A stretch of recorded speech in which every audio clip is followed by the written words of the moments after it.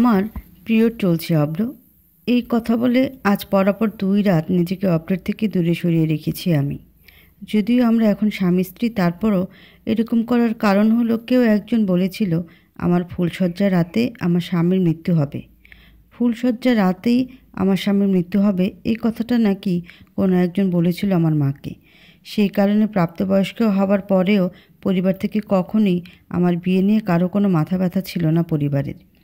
অবশ্য এই কথা আমাকে আর কেউ না বললেও আমার দাদি বলেছিল আমায়। সেই কথা থেকে আমিও বিয়ের চিন্তাভাবনা ছেড়ে দিয়েছিলাম। আমার কারণে একজনের মৃত্যু হবে এটা কোনোদিনই আমি চাইনি। ভেবেছি আজীবন না হয় কুমারী হয়ে কাটাবো। সবার থেকে একটু ভিন্ন জীবনযাপন হবে আমার। সবাই স্বামীর সংসার করার স্বপ্ন দেখে, সেটা সত্যি করে। আমি না হয় স্বপ্নই দেখে যাব। ওই সব ঘর সংসারের আশা বাদ দিয়ে যখন স্বপ্নহীন দিন পার করছি, তখন একদিন হঠাৎ করে জীবনে আসে অব্র। তারপর পাল্টে যায় পুরো গল্পটা। সেই সন্ধ্যায় বড় খালার বাড়িতে বিয়ের আনন্দে পুরো ধুমধাম। বড় খালার বড় মেয়ে মানে আমার খালাতো বোন নূপুরের বিয়ে। সন্ধ্যায় বরযাত্রী আসতেই গেট ধরে বরযাত্রীদের একেবারে নাজেহাল করে ছাড়লাম আমরা সব ভাই বোন মিলে। সেই সময় অভ্র উপস্থিত ছিল, কিন্তু বিশেষভাবে চোখে পড়ার মতো কিছু ছিল না তখন। সন্ধ্যার পরে সবাই মিলে হই হুল্লোড় আনন্দে মেতে আছে। কখনো গান, কখনো নাচ, আবার বরপক্ষের লোকদের সাথে ধাঁধা খেলা।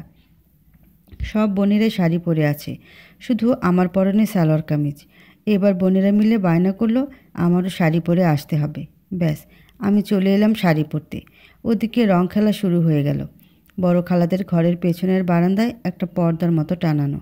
সে পর্দার এপাশে দাঁড়িয়ে আমি পাজামা খুলে ছায়া পরে ব্লাউজটা কেবল পরবো, এমন সময় অভ্র দৌড়ে এসে বারান্দায় উঠে দরজা বন্ধ করে দিয়ে পর্দা এপাশে চলে এসে আমাকে এই অবস্থায় দেখে একদম থ মেরে গেল। আমিও এতটাই চমকে গেলাম যে এই মুহূর্তে কি করব সেই হিতাহিত জ্ঞানটুকু যেন হারিয়ে ফেলেছি। আমার খোলা বুক, 2 হাত দিয়ে বুক চেপে ধরে থ মেরে আমি তাকিয়ে আছি অব্রের দিকে, আর অব্র তাকিয়ে আছে আমার দিকে অপলক দৃষ্টিতে। কয়েক সেকেন্ড পরে সম্বিত ফিরে পেতে আমি চিৎকার করার জন্য মুখ খুলতেই অব্র বিদ্যুৎ গতিতে এসে এক হাত দিয়ে আমার মুখ চেপে ধরল। এবার আমি আরও বেশি ভয় পেয়ে গেলাম। এই ছেলে আবার অন্য কোনো মতলব নিয়ে আসেনি তো? ভয়ে আমার শরীর কাঁপছে। মনে মনে ভাবলাম এতটা ভয় পেলে চলবে না এই মুহূর্তে, তাহলে ছেলেটা আরও সুযোগ পেয়ে যাবে। দিলাম অব্রের হাতের তালুতে কামড় বসিয়ে। মা গো বলে অব্র হাতটা সরিয়ে নিয়ে আবার অন্য হাত দিয়ে আমার মুখ চেপে ধরে বলল, বিশ্বাস করেন আমি এখানে খারাপ কোনো উদ্দেশ্য নিয়ে আসিনি। আমি জানতামও না আপনি এখানে আছেন, এবং আমি চিনিও না আপনাকে। বাইরে ওরা রং মাখিয়ে দেওয়ার জন্য ধাওয়া করছিল, তাই ওদের হাত থেকে বাঁচতে এই বারান্দায় উঠে দরজা বন্ধ করে লুকানোর চেষ্টা। কিন্তু এখানে এসে এরকম বিপদে পড়ে যাব জানলে ওদের ইচ্ছে পূর্ণ হতে দিতাম, তবু এখানে আসতাম না। অব্রর কথা শুনে মনে হয়েছিল একটু মিথ্যা বলছে না, আর বাড়ির পরিস্থিতিটাও এমন। অব্র আবার বলল, আমি বরপক্ষের লোক, বর আমার বন্ধু। আপনি চিৎকার করলে লোকজন যেমনটা ভাবে ঘটনা যে তার উল্টো, সেটা তো কেবল আপনি আর আমি জানি।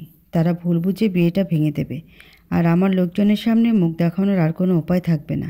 প্লিজ আপনি চিৎকার করবেন না দয়া করে। আমি এক হাত দিয়ে টেনে আমার মুখের ওপর থেকে অপরের হাত সরিয়ে বললাম, কিন্তু আমার যে সর্বনাশ হয়ে গেল, এর ক্ষতিপূরণ কে দেবে? অব্র আমতা আমতা করে বলল, আপনি যে শাস্তি দিবেন আমি মাথা পেতে নেব।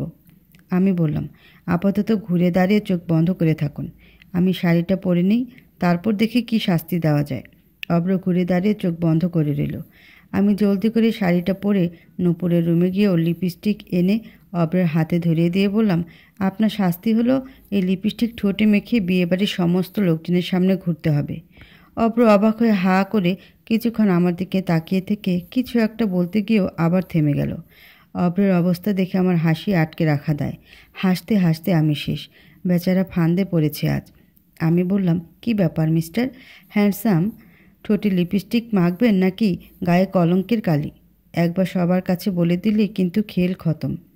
অব্র কোনো কিছু আর না বলে ঠোঁটে লিপস্টিক মেখে চুপচাপ বেরিয়ে গেল। সবার সামনে অব্র হাঁটাহাঁটি করছে। কেউ কেউ অব্রের ঠোঁটের লিপস্টিক দেখে ভাবছে ছেলেটা পাগল হয়ে গেল নাকি। কেউ আবার হো হো করে হেসে দিচ্ছে, কেউ আবার অবাক হয়ে তাকিয়ে আছে। আর আমার তো হাসতে হাসতে অবস্থা কাহিল। নূপুরের বরকে গিয়ে বললাম, দুলাভাই আপনার বন্ধু ঠোঁটে লিপস্টিক দিয়ে ঘুরছে, আপনাকেও একটি দিয়ে দেব নাকি? বন্ধু বলে কথা, দুলাভাই অবাক হয়ে উঠে গিয়ে অব্রকে ডেকে বলল, কী রে, আমার বিয়ে হয়ে গেল তোর আগে, সেই দুঃখে তোর মাথাটা খারাপ হয়ে গেল নাকি? দুলাভাইয়ের কথা শুনে আমরা হো হো করে হেসে উঠলাম সবাই। অব্র লজ্জা পেয়ে বলল, মানে ভ্যাসলিন ভেবে অন্ধকারে লিপস্টিক মেখে ফেলেছি মনে হয়। আমি বললাম, ব্যাপার কি বেয়াই, লিপস্টিক নিয়েও ঘোরেন নাকি আজকাল? এ তো পুরাই বিয়ে পাগল ছেলে রে। আবার সবাই হো হো করে হেসে উঠলাম। লজ্জায় বেচারার ফর্সা মুখটা একেবারে লাল হয়ে আছে। যাই হোক, সব শেষে নূপুরকে নিয়ে চলে গেল বরপক্ষ। কিছু অব্রের প্রতি ভালো লাগার ছোট্ট একটা চারাগাছ জন্ম নিল আমার হৃদয়ে। আমাকে আর বাড়িতে যেতে দিল না খালামণি। 3 দিন পরে আমরা গেলাম নূপুরকে আনতে। এবারও সাথে আসলো ভাইয়া ও তার ছোট 2 বোন এবং অব্র। অব্র ভাইয়ের বেস্ট ফ্রেন্ড এবং দুজনের এতটাই কাছের যে কেউ কাউকে ছাড়া থাকতে পারে না বলা যায়। বিকেলে সবাই মিলে অনেক ঘোরাঘুরি এবং মজা মাস্তি করা হলো। সন্ধ্যায় বাসা ফেরার পরে খালামণি বলল সবাইকে লেবুর শরবত করে দিতে।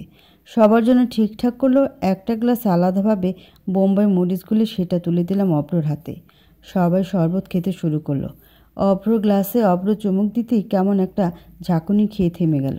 দুলাভাই অব্রকে বলল, কি হলো খা? ও কিন্তু দারুণ শরবত বানায়।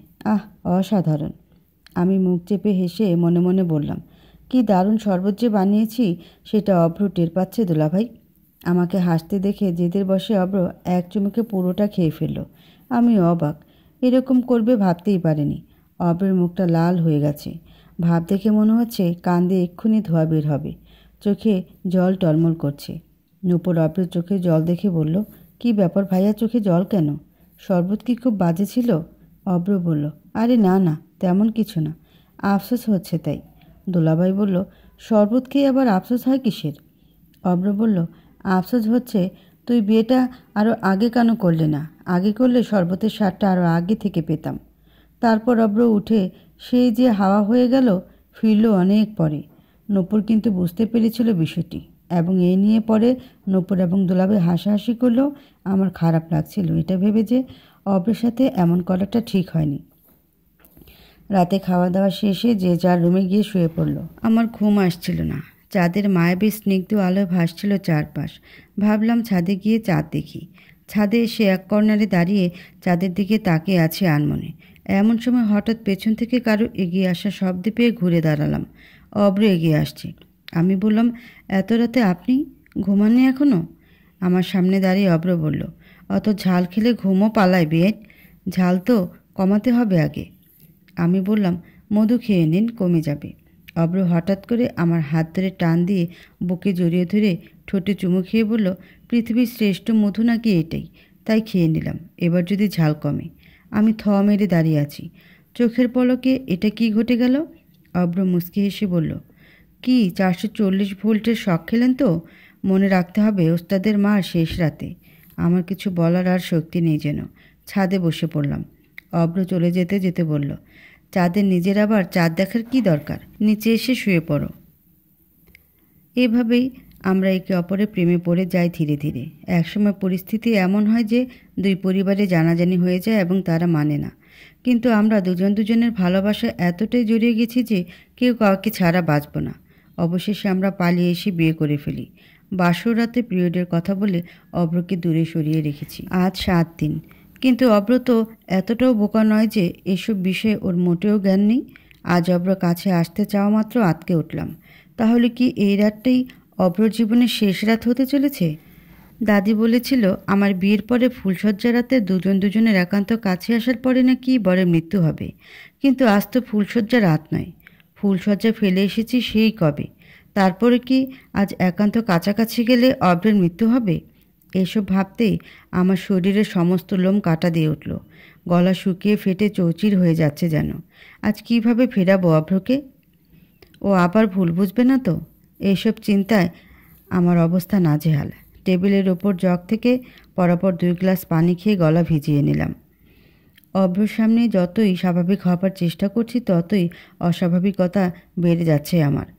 অভ্র কিন্তু এসব এতক্ষণ ঠিকই খেয়াল করেছে, কিন্তু কিছু বলেনি। এবার কাছে এসে জড়িয়ে ধরে বলল, আর কতদিন এভাবে দূরে সরিয়ে রাখবে বলো তো? আমার যে ভীষণ ইচ্ছে হয় তোমাকে কাছে পেতে, আদরে আদরে তোমায় ভরিয়ে দিতে। আচ্ছা, তুমি কি ভয় পাও এসবে? আমি মজার ছলে বললাম, আদরে আমার অ্যালার্জি আছে তাই। আমার কথা শুনে অব্র হেসে ফেলে বলল, জীবনে এই প্রথম শুনলাম আদরেও অ্যালার্জি থাকে। আমি ইচ্ছে করেই একটু ফান করলাম স্বাভাবিক হবার জন্য এবং মোটামুটি সাকসেস। অব্র বলল, আচ্ছা তাহলে ফার্মেসি থেকে ঘুরে আসি। এত রাতে ফার্মেসিতে কি তোমার? অ্যালার্জির ওষুধ আনতে যাব তোমার জন্য। মানে হলো আগে তোমাকে অ্যালার্জির ওষুধ খাইয়ে তারপর আদর করব। এবার অব্র কথা শুনে আমার হেসে গড়াগড়ি খাবার অবস্থা। হাসি নিয়ন্ত্রণ করে বললাম, আচ্ছা অব্র, ওসব ছাড়া কি ভালোবাসা হয় না? অব্র স্বাভাবিকভাবেই উত্তর দিল, কেন হবে না? কিন্তু ওসবও তো ভালোবাসার একটা অংশ। ভালোবাসা আরও মধুর করে তোলে। আর এটা তো এখন অবৈধ বা পাপ নয়। আমরা স্বামী স্ত্রী এখন। তবুও যদি বলি আমাদের ভালোবাসা বন্ধন ওসবের বাইরে হোক, আরে পাগলি, তাহলে তো তুমি আম্মু ডাক আর আমি আব্বু ডাক থেকে বঞ্চিত হব। অব্রর যুক্তির কাছে আমি পরাজিত।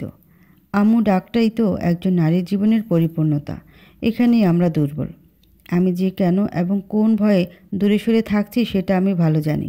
নয়তো অব্রকে আমারও একান্ত কাছে পাবার ভীষণ ইচ্ছে জাগে। অব্রর আদরে নিজেকে বিলিয়ে দিতে ইচ্ছে করে। প্রাপ্তবয়স্ক একটা মেয়ে আমি, কিন্তু ভয়টা তো প্রিয়জনকে হারানোর। একান্ত কাছাকাছি এবং আদর সোহাগের ইচ্ছে বিসর্জন দিয়ে হলেও অভ্র প্রাণে বেঁচে থাকাটা আমার জন্য ভীষণ জরুরি। আমি কিছুতেই ওকে হারিয়ে বাঁচতে পারবো না। আমার ডান পায়ের কনিষ্ঠ আঙ্গুলটি জোড়া, ওটাই নাকি এসবের কারণ। আমার ওপর নাকি অদৃশ্য শক্তির নজর আছে। ছোটবেলা বলতে তখন বয়স 9 বছর হবে। দুপুরবেলা আব্বুর জন্য চাল ভাজা নিয়ে রাস্তা যাবার সময় জবা ফুল গাছের নিচে বেহুশ হয়ে পড়েছিলাম। তারপর বেশ কয়েকদিন নাকি আমি স্বাভাবিক ছিলাম। এরপর একজন নামডাকওয়ালা হুজুরকে বাড়িতে আনে আব্বা। হুজুর আমাকে একটা তাবিজ দিয়ে যায় এবং আব্বাকে বলে উঠোনের কোণে তেঁতুল গাছটা কেটে ফেলতে। ওখানেই নাকি তেনাদের আস্তানা। আব্বা সেই দিনই তার শখের গাছটা কেটে ফেলে। ভূত প্রেত এসবে আমি বিশ্বাস করি না, কিন্তু মাঝে মধ্যে অদ্ভুত কিছু বিষয়ও লক্ষ্য করেছি। কয়েকবার আমাদের বাড়িতে রাত গভীরে হঠাৎ শরীর ভারী হয়ে ঘুম ভেঙে যাওয়া, ঘুমের মধ্যে ফিসফিস শব্দ শোনা। তাছাড়া এমনিতেই আমার সবসময় কেমন মনে হতো আশেপাশে কেউ রয়েছে। সেই কারণে মুরব্বীদের বলা কথা একেবারেও ফেলে দিতে পারি না। আমাকে চুপচাপ দেখে অব্র আমাকে জড়িয়ে ধরতেই রুমের জানালার কপাট খটাস করে আচানক খুলে গিয়ে হু হু করে রুমের মধ্যে হাওয়া ঢুকে আমাদের দুজনকেই ছুঁয়ে গেল যেন। আমি আর অব্র দুজনেই অবাক হয়ে জানালার দিকে তাকিয়ে আছি। অব্র পরিস্থিতি স্বাভাবিক করতে মুচকি হেসে আমার কপালে চুমু খেয়ে বলল, ভয় পেও না আবার। বাতাসের তোড়ে জানালার কপাট খুলে গেছে। দাঁড়াও, বন্ধ করে আসছি। অব্র উঠে গিয়ে জানালার কপাট বন্ধ করে এসে আমার পাশে বসলো। বাইরে হঠাৎ করে বাতাসের তাণ্ডব বাড়তে শুরু করছে। আকাশের বিদ্যুৎ চমকাতে শুরু করেছে। সেই সাথে মেঘের গর্জন। খানিক আগের মেঘমুক্ত আকাশ এখন কালো মেঘের কাছে বন্দী। ঝড় শুরু হয়েছে। বাতাসে গাছের শুকনো ডালপালা মরমর করে ভেঙে পড়ছে এদিক সেদিকে। এই বাড়িটা শহরের কাছাকাছি হলেও বাড়ির মালিক গ্রামের বাড়ির মতো করেই সাজিয়েছে। সামনে বিশাল পুকুর, শান বাঁধানো ঘাট, পেছনে বিশাল বাগান। বাড়ির চারপাশে নানা রকম ফলের গাছে ঘেরা। বাড়ির ডান পাশে আরেকটা বাড়ি। ওই বাড়ির লোকজনকে কখনো এ বাড়িতে আসতে দেখিনি। আমি আর অব্র যখন পালিয়ে এসে বিয়ে করে থাকার জন্য ভাড়া বাসা খুঁজছিলাম, তখন একজন আমাদের এই বাড়ির সন্ধান দিয়েছিল। সুন্দর সাজানো গোছানো পরিপাটি বাড়ি, আবার ভাড়াও কম। এই বাড়িতে আসার পরে আমাদের সব কিছু বুঝিয়ে দেয় এক বৃদ্ধ চাচা। বয়স প্রায় 70-75-এর মাঝামাঝি। চুলদারির সাথে পাকা ভ্রুতে বেশ অদ্ভুত লাগছিল চাচাকে। চাচা আমাদের জানায় এ বাড়ির মালিক সপরিবারে অনেক বছর আগে লন্ডন চলে গেছে বাড়িটা দেখাশোনার দায়িত্ব তাকে দিয়ে। সেই থেকে সে এই বাড়ি দেখাশোনা করে আসছে। এই বাড়ি থেকে চাচার বাড়ি প্রায় 2 কিলোমিটার। পায়ে হেঁটে আসতে যেতে হয়। এ বয়সে এখন এটা কষ্টকর। তাই তিনি চান বাড়িটা কারো কাছে ভাড়া দিতে, যারা এখানে থাকবে এবং বাড়িটা দেখাশোনা করবে। আমি প্রশ্ন করলাম, তাহলে আপনি কেন আপনার পরিবার নিয়ে এত সুন্দর সাজানো গোছানো বাড়িতে থাকছেন না? চাচার চোখে মুখে কেমন জানি অস্বস্তিকর ভাব ফুটে উঠল। তিনি কথা ঘুরিয়ে বললেন, তোমরা যদি থাকতে চাও তাহলে এখানে নিরিবিলি থাকতে পারো। অল্প টাকা ভাড়া দিলেই চলবে। আর হ্যাঁ, পুকুর পাড়ের ওই রক্তজবা গাছের বাগানটার দিকে তেমন যেও না। রক্তজবার বাগানের কথা শুনে খটকা লাগলেও যেহেতু আমরা পালিয়ে এসেছি, অপরের পকেটেও তেমন টাকা করি নেই, তাই এত বেশি না ভেবে আমরা এই বাড়িতে বসবাস শুরু করলাম। চাচারও যেন কষ্ট লাঘব হলো। এখন মাঝে মধ্যে এসে ঘুরে যায়। সেই থেকে আমরা এই নিরিবিলি অদ্ভুত বাড়িতে আছি দুজন। বাইরের বাতাসের গতি যেন বেড়েই চলছে, সেই সাথে তাল মিলিয়ে ঝুম বৃষ্টি। হঠাৎ বিদ্যুৎ চলে গেল। পুরো রুম জুড়ে মৃত্যুপুরীর অন্ধকার। অভ্র মোবাইলের ফ্ল্যাশ জ্বালিয়ে দিয়াশলাই দিয়ে হারিকেনের ফিতায় আগুন ধরিয়ে চিমনি লাগাতে লাগাতে বলল, আজ এই রোমান্টিক ওয়েদার কিন্তু প্রকৃতি আমাদের উপহার দিয়েছে বউ, মিস করা যাবে না এই ওয়েদার কাছে আসার এবং ভালোবাসার। এদিকে আমার বুক দুরু দুরু করতে শুরু করেছে। সত্যি যদি অভ্র কাছে আসতে চায়। হারিকেনের নিভু নিভু আলোয় পুরো 90 দশকের ফিল পাচ্ছি। মনে হচ্ছে আমরা অনেকটা সময় পিছিয়ে সেই সোনালি যুগে চলে এসেছি। বেশ দারুণ লাগছে ব্যাপারটি। এবারের মালিক হয়তো খুব শৌখিন। পুরনো আমলের অনেক কিছুই বেশ যত্নে সংরক্ষিত আছে এ বাড়িতে। হারিকেনে তেজ বাড়িয়ে মোবাইলের ফ্ল্যাশ জ্বালিয়ে অভ্র চলে গেল কিচেনে। বেশ কিছুক্ষণ পরে 2 হাতে 2 কাপ গরম গরম চা নিয়ে ফিরল। আমি দেখে ভীষণ অবাক। অভ্র মুচকি হেসে বলল, এরকম রোমান্টিক ওয়েদারে সবাই বউর হাতের গরম গরম চা খেতে চায়, কিন্তু আমি আমার হাতে চা বানিয়ে বউকে খাওয়াচ্ছি। একটু তো ডিফারেন্ট হওয়া উচিত বলো। তোমার জামাই বলে কথা। আমার এত আনন্দ অনুভব হলো বলে বোঝানো অসম্ভব। সবাই তো এরকম একটা কেয়ারিং হাজব্যান্ডের স্বপ্নই দেখে। সেই হিসেবে অভ্রকে পেয়ে আমি নিজেকে সবসময় ভাগ্যবতী মনে করি। অভ্র খাটের পাশের জানালার কাছে গিয়ে বসে আমায় ডাকলো। আমি গিয়ে অভ্রর গা ঘেঁষে বসলাম। একটা পাতলা কাঁথা টেনে অভ্র আমাদের দুজনের গায়ে জড়িয়ে আমার হাতে চায়ের কাপ তুলে দিল। তারপর জানালার কপাট খুলতেই হু হু করে বাইরের বৃষ্টি ভেজা শীতল হাওয়া ভেতরে এসে আমাদের শীতল স্পর্শে ছুঁয়ে দিতে লাগলো। আমি অবাক হয়ে তাকিয়ে আছি অভ্রের দিকে। কত সুনিপুণভাবে প্রকৃতির সাথে নিজের অনুভূতি মিশিয়ে মুহূর্তগুলো স্বর্গ সুখের করে তুলেছে অভ্র। আমার দিকে তাকিয়ে মিষ্টি হেসে অভ্র আমাকে আরও শক্ত করে জড়িয়ে ধরে। বলল, মুহূর্তগুলো গরম গরম ধোয়া ওঠা চায়ের কাপে চুমুক দিয়ে উপভোগ করবো। এত ভাবনায় ডুবলে চা ঠান্ডা হয়ে যাবে যে। বাইরে ঘোর কালো অন্ধকারে বিদ্যুৎ চমকানোর ক্ষণস্তে আলোর লুকোচুরি। মেঘের গর্জনে পৃথিবী কেঁপে উঠছে খানিক বাদে বাদে। চোখের সামনে এমন দৃশ্য আর ধোয়া ওঠা চায়ের কাপে চুমুক দিয়ে কল্পনা রাজ্যে হারিয়ে যাওয়া ছাড়া উপায় নেই যে। আমি খেয়াল করছি অভ্র ধীরে ধীরে আমাকে জড়িয়ে নিচ্ছে। ঠিক এমন সময় পেছনের টেবিলের উপর রাখা হারিকেনটা হঠাৎ সশব্দে মেঝেতে পড়ে চিমনি ভাঙার শব্দের সঙ্গে সঙ্গে নিভে গেল। আমরা দুজনে লাফিয়ে উঠলাম। ভয়ে অভ্রকে জড়িয়ে ধরার সঙ্গে সঙ্গে টের পেলাম আজ সত্যিই আমার পিরিয়ড শুরু হয়েছে এবং ঘাবড়ে গেলাম। এই কথা অভ্রকে কী করে বলবো? ও জানে আমার পিরিয়ড শেষ এবং এখন যদি এ কথা বলি ও নিশ্চিত ভুল বুঝবে আমায়। অভ্র ভাবে এভাবে তাকে দূরে সরিয়ে রাখার নিশ্চয়ই কোনো কারণ আছে। হয়তো ভাবে আমি ওর প্রতি অখুশি, নয়তো ভিন্ন কিছু। আমি মোবাইলের ফ্ল্যাশ জ্বালাবো এমন সময় অভ্র আমার হাত থেকে মোবাইলটা কেড়ে নিয়ে বলল, একদম না। প্রকৃতি ইশারা জানিয়ে দিচ্ছে এবার আমাদের একান্তে কাছে আসার সময়, অথচ তুমি বুঝছো না। আমার মাথায় আরও একটা বিষয় ঘুরছে। সেটা হলো হারিকেনটা ছিল টেবিলের মাঝ বরাবর। সেখান থেকে একেবারে টেবিলের বাইরে এসে পড়লো কিভাবে? যদি কাত হয়েও পড়ে তাহলেও পড়ে থাকার কথা টেবিলের ওপরেই। বিষয়টি সত্যি রহস্যময়। আজ প্রথমবার অভ্র বলেই ফেলল, আচ্ছা তোমার কি কোনো কারণে আমার ওপর রাগ আছে, অথবা মনে করো কোনো লুকানো কষ্ট? আমি থতমত খেয়ে বললাম, অভ্র, রাগ তো দূর, তোমার প্রতি আমার যে সীমাহীন ভালোবাসা, সেখানে তিল পরিমাণ অভিযোগের অবকাশ নেই। তাহলে দূরে সরে থাকছো যে? পরীক্ষা নিচ্ছি আমার বরের। কিসের পরীক্ষা নিচ্ছ বউ? ধৈর্যের পরীক্ষা। আমার বর কতদিন ধৈর্য ধরে থাকতে পারে সেই পরীক্ষা। তাহলে এই পরীক্ষায় আমি ফেল করতে চাইব? হাহা করে হেসে উঠলাম আমি। এতটা অধৈর্য হলে তো চলবে না বর সাহেব। সংসার জীবনের ভিত্তি হলো এই ধৈর্য। দুজনের ধৈর্য যত বেশি, সংসারের স্থায়িত্ব এবং সুখ শান্তি তত বেশি। ধৈর্য না হয় পরে ধরব, আগে বউকে ধরি। কথা শেষ করেই অভ্র আমাকে জড়িয়ে ধরতেই বাইরে ধূপ করে কিছু একটা পড়ার শব্দ হলো। অভ্র আমাকে ছেড়ে দিয়ে উঠে দাঁড়িয়ে বোঝার চেষ্টা করলো কি হতে পারে। আমি বললাম, হয়তো বাতাসে শুকনো নারকেল পড়েছে গাছ থেকে। অভ্র ভ্রু কুঁচকে বলল, চোরও হতে পারে। এরকম ওয়েদার শুধু জামাই বউয়ের জন্যই নয়, চোরদের জন্য চুপচাপ কাজ ছেড়ে সটকে পড়ার সময়, বুঝলে? যাই, বাইরে গিয়ে দেখি। এরকম পরিস্থিতিতে কিছুতেই অভ্রকে বাইরে যেতে দেয়া যাবে না। আমি উঠে দাঁড়িয়ে অপরের হাত ধরে টেনে খাটে শোয়ালাম। পাতলা কম্বল টেনে আমাদের গায়ে জড়িয়ে অপরের বুকে মাথা রেখে বললাম, এরকম ওয়েদারে বউর পাশে শুয়ে থাকতে হয় মিস্টার জামাই? অব্র ইচ্ছে করে একটা দীর্ঘশ্বাস ছেড়ে বলল, শুধু শুয়ে থাকা আর পেটে ক্ষুধা নিয়ে বিরিয়ানির প্লেটের সামনে বসে থাকা ভীষণ বেদনার বিষয় যে বউ। অব্রর কথা শুনে না হেসে আর থাকতে পারলাম না আমি। হেসে হেসে বললাম, বিরিয়ানি খেয়ে ফেললেই তো হয়ে গেল। মাঝে মধ্যে অপেক্ষা করা কিন্তু মধুর। অপেক্ষার পরে পেলে তখন তৃপ্তি বেশি। অব্র মজা করে বলল, আর তৃপ্তি? এরকম হবে জানলে আবেগের বশে বিয়ে না করে বিবেকের বশে চিরকুমার থেকে যেতাম। অব্র আমার মাথায় আলতো করে হাত বুলিয়ে দিল। আমি ধীরে ধীরে অব্রকে জড়িয়ে ঘুমিয়ে পড়লাম। সকালবেলা উঠে জলদি করে ফ্রেশ হয়ে অব্রের জন্য নাস্তা রেডি করলাম। একটা নামকরা প্রাইভেট কোম্পানিতে চাকরির ইন্টারভিউ দিতে যাবেও। নাস্তা শেষে রেডি হয়ে সব সময়ের মতো কোথাও যাবার আগে আমাকে জড়িয়ে ধরে কপালে চুমু খেয়ে মিষ্টি হেসে ভালোবাসি বউ বলে অভ্র বেরিয়ে গেল।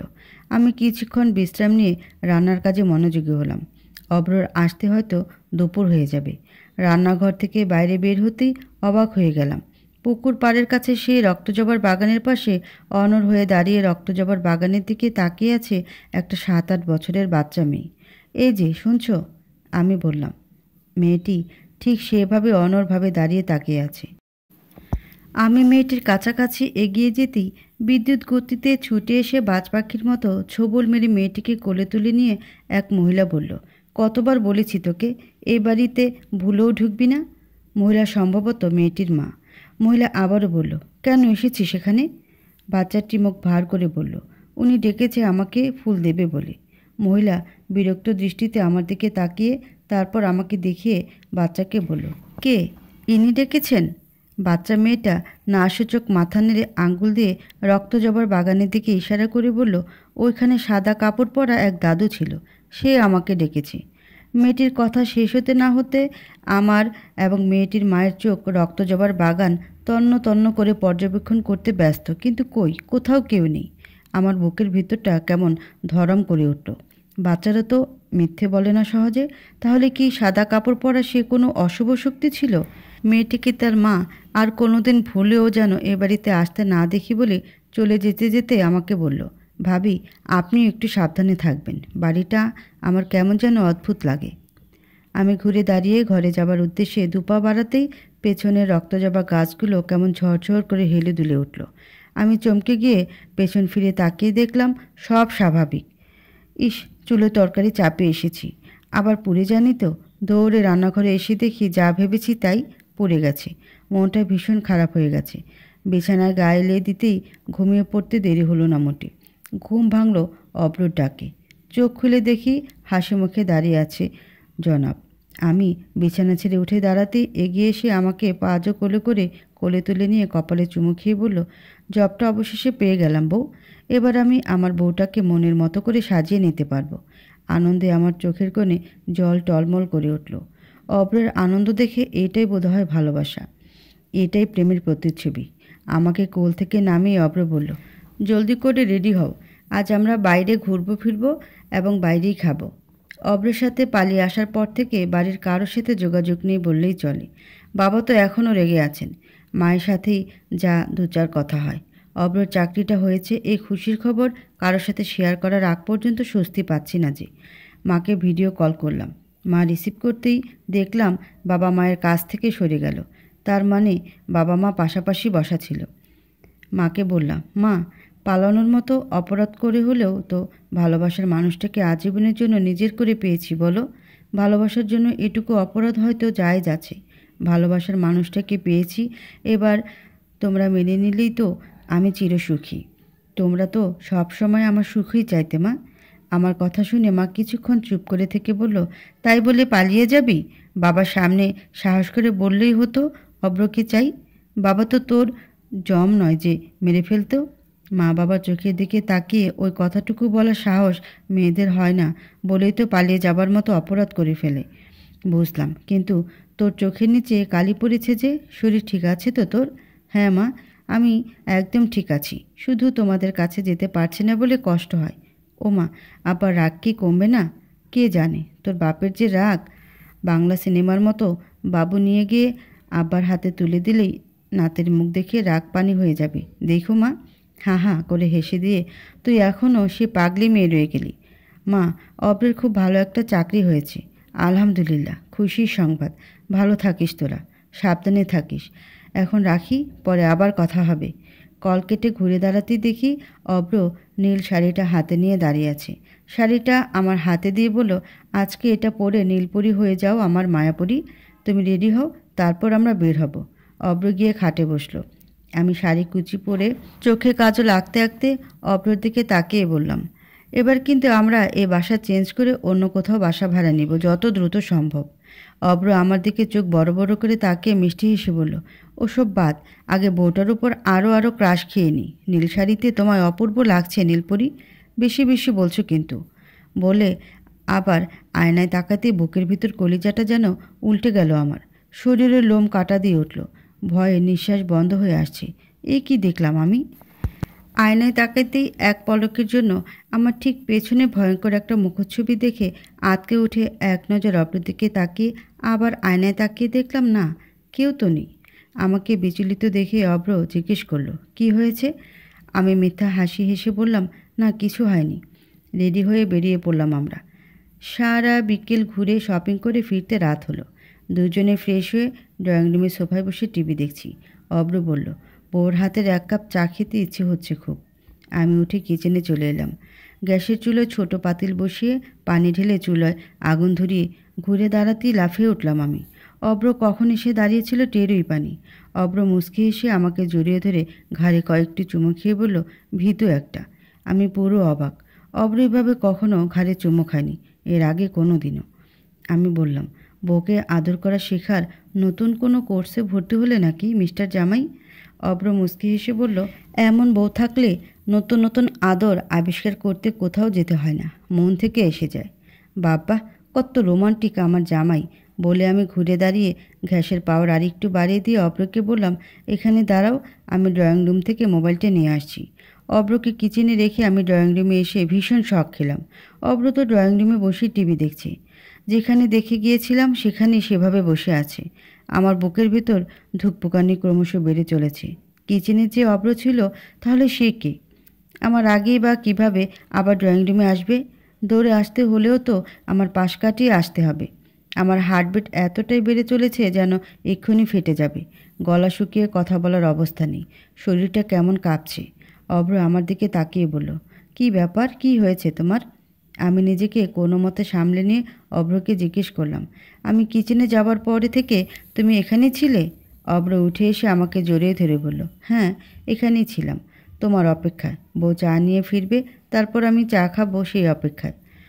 আমার কপালে জমা বিন্দু বিন্দু ঘাম দেখে অব্র আমাকে পাঁজো কোলে করে তুলে বেডরুমে যেতে যেতে বলল, তোমার শরীরটা মনে হয় দুর্বল, এখন আর কিছু করতে হবে না, চলো ঘুমাবে। আমাকে খাটে শুয়ে দিয়ে অব্র লাইট অফ করার জন্য সুইচ টিপবে এমন সময় মনে পড়ল চুলে তো পানি গরম হচ্ছে, চুলে নেভানো হয়নি তখন। আমি উঠে বসে বললাম, দাঁড়াও, আমার কিচেনে যেতে হবে অব্র। অব্র অবাক হয়ে জিজ্ঞেস করলো, আবার কেন? বললাম, চুলোও নেভানো হয়নি এবং কিচেনের লাইটও অফ করা হয়নি। তোমার কষ্ট করে যেতে হবে না, আমি যাচ্ছি। বলে অব্র রুম থেকে বেরিয়ে গেল। শরীরটা একদম ভারী লাগছে। রুম থেকে অব্র বেরিয়ে যাবার সময় দরজা বাইরে থেকে টেনে বন্ধ করে গিয়েছে। হঠাৎ দরজাটা মৃদু আওয়াজ করে অনেকখানি খুলে গেল। বুক সেলফের ওপর থেকে ফুলদানিটা ঠাস করে নিচে পড়তেই ভয়ে আমার শরীরের সমস্ত লোম কাটা দিয়ে উঠল। জানালা বন্ধ থাকায় ঘরে বাতাস চলাচল স্বাভাবিক হওয়ার কথা থাকলেও বাতাসে জানালার পর্দা সেরে গিয়ে আবার স্বস্থানে আসলো। রুমের দরজাটা মৃদু আওয়াজ করে আবার একা একা বন্ধ হয়ে গেল। দরজার ওপাশ থেকে অভ্র দুষ্টুমি করছে না তো? চেক করার জন্য বিছানা ছেড়ে উঠে পা টিপে টিপে দরজার কাছে এসে দাঁড়াতেই ক্যাচ করে দরজা খুলে যেতেই আমি ভয় চিৎকার করে উঠলাম। অভ্র রুমে ঢুকে অবাক হয়ে আমাকে জড়িয়ে ধরে বলল, হঠাৎ কি হলো তোমার? এমন ভয় ভয় কেন করছো? এতক্ষণ দরজার আড়ালে দাঁড়িয়ে তুমি দরজা খুলছিলে এবং বন্ধ করছিলে? আমি কাঁপা কণ্ঠে জিজ্ঞেস করলাম। অভ্র অবাক হয়ে বলল, আমি এমন কেন করতে যাব? আমি তো এই কিচেন থেকে আসলাম। কথা শেষ করে আমার হাত ধরে টেনে এনে খাটে বসিয়ে অভ্র আমার পাশে বসে বলল, ইদানিং তুমি ভীষণ অন্যমনস্ক হয়ে যাচ্ছ। কোনো কারণে কি তোমার মন খারাপ? অথবা কোনো দুশ্চিন্তা থাকলে আমায় বলো। আমি সম্পূর্ণ ঠিক আছি অব্র, আমি বললাম। অব্র বলল, তুমি নিজেই চুলা এবং কিচেনের লাইট অফ করে এসে বললে যে ওসব বন্ধ করা হয়নি। এসব কি তোমার অস্বাভাবিক মনে হয় না? আগে তো তুমি এমন ছিলে না। অব্রর কথা শুনে আমি রীতিমতো অবাক হয়ে গেলাম। আমি তো চুলা নিভাইনি এবং লাইটও অফ করিনি, তাহলে এসব কিভাবে হলো? আর এতদিন তো সব কিছু ঠিকঠাক ছিল, হঠাৎ আজই কেন এসব অধুতরে কাণ্ডকীর্তির মাত্রা বেড়ে গেল? বারবার আমার মনে হচ্ছে কি যেন একটা নেই আমার কাছে, কিন্তু এসব পরে, আগে অব্রকে কিছু একটা বলে বুঝ দিতে হবে। আস্তে করে অব্রর কাঁধে মাথা রেখে বললাম, আসলে কেমন একটা হাঁপিয়ে উঠেছি অব্র। হঠাৎ করে মা বাবাকে ছেড়ে আলাদা থাকছি, যখন মনে পড়ে সব কিছু কেমন এলোমেলো হয়ে যায়। তবুও ব্যাপার না, আমার তুমি এবং তোমার যত্ন ও ভালোবাসা হলেই চলবে। অব্র আমার কপালে একটা চুমু খেয়ে বলল, আমি সবই বুঝি এবং চেষ্টা করব খুব জলদি আবার আমরা সবাই একত্র হবার। রুমের লাইট অফ করে আমরা একে অপরকে জড়িয়ে ধরে শুয়ে আছি। অব্র আমাকে তার বুকে পরম আদরে শিশুর মতো করে জড়িয়ে ধরে আমার চুলে হাত বুলিয়ে দিচ্ছে। এভাবে চুপচাপ দীর্ঘ সময় আমি চোখ বন্ধ করে আছি আর অব্র আমার মাথায় হাত বুলিয়ে দিচ্ছে। ধীরে ধীরে রুমের ভেতর একটা দুর্গন্ধ তীব্র হতে লাগলো। অব্র মনে করেছে আমি ঘুমিয়ে পড়েছি। অব্র ধীরে ধীরে উঠে বসলো, বোঝার চেষ্টা করছে দুর্গন্ধটা কোথা থেকে আসছে। আমি চোখ খুলে জানালার দিকে তাকালাম। মৃদু বাতাসে জানালার পর্দা দুলতে দুলতে হঠাৎ অনেকখানি সরে যেতেই আমি জানালার স্বচ্ছ কাচের ওপাশে ভয়ঙ্কর সেই বিশ্রী মুখটা দেখি ভয় পেয়ে চোখ বন্ধ করে ফেললাম। কি ভয়ঙ্কর সেই মুখ আর কি ভয়ঙ্কর তার চাহনি! চোখ দুটো যেন জ্বলন্ত আগুনের গোলক। আমি পুনরায় চোখ মেলে তাকানোর আগেই জানালার পর্দা আবার স্বস্থানে এসেছে। তাই চোখ খুলে আর জানালার বাইরের দৃষ্টি নিক্ষেপ করতে পারলাম না। অব্র উঠে গিয়ে লাইট জ্বালিয়ে আবার খাটে এসে বলল, কেমন একটা বিশ্রী দুর্গন্ধ পেয়েছো তুমি? আমি ঘুম ঘুম ভান করে উঠে বসে বললাম, কই না তো। অব্র হিসাব মিলাচ্ছে কিসের দুর্গন্ধ হতে পারে। আর আমি ভাবছি আজ হঠাৎ করে কেন এসব হচ্ছে, আর বারবার মনে হচ্ছে কিছু একটা আমার কাছে নেই। হঠাৎ গলায় হাত দিতেই চমকে গেলাম। ছোটবেলায় হুজুরের দেওয়া সেই তাবিজটা কোথায় গেল আমার গলা থেকে? তাহলে কি গলার হার খোলার সময় হারের সঙ্গে তাবিজটাও খুলে রেখেছি? উঠে গিয়ে আলমারি খুলতেই প্রাণে পানি ফিরে পেলাম। তাবিজটা হাড়ের সঙ্গে পেঁচিয়ে আছে। তাবিজটা গলায় পরে লাইট অফ করে এসে অব্রকে টেনে শুয়ে ওর গলা ধরে শুয়ে পড়লাম। তারপর আর তেমন কোনো কিছু টের পাইনি। এক ঘুমে সকাল। এরপর বেশ কিছুদিন কেটে গেল সুন্দরভাবে। এই কদিনে অব্র আর আমার একান্ত কাছাকাছি আসার চেষ্টা করেনি। আজ ভরা পূর্ণিমা চাঁদ। চাঁদের স্নিগ্ধ আলোয় স্বর্গীয় রূপ ধারণ করেছে পৃথিবী। পুকুরের পানিতে চাঁদের প্রতিফলন যেন হাত ইশারা করে ডাকছে আমায়। এমন রাতে নিজেকে ঘরে আটকে রাখা যে দায়। আমাকে জানালার পাশে দাঁড়িয়ে আনমনে আকাশপানে চেয়ে থাকতে দেখে অব্র পেছন থেকে এসে আমাকে জড়িয়ে ধরে বলল, প্রকৃতির এ মায়াবী রূপের সবটুকু উপভোগ করতে চাইলে ঘর থেকে বের হতে হবে তো। চলো পুকুর ঘাটে গিয়ে বসি। আমি আগে পিছে ভাবার আর অবকাশ পেলাম না। অব্রর এক কথায় রাজি হয়ে গেলাম। অভ্র আমাকে পাজা কোলে করে কোলে তুলে নিয়ে বাইরে যাবার জন্য পা বাড়ালো। কিন্তু আজকের রাতটা যে সর্বনাশের রাত হবে সেটা আমি কিছুতেই বুঝতে পারিনি।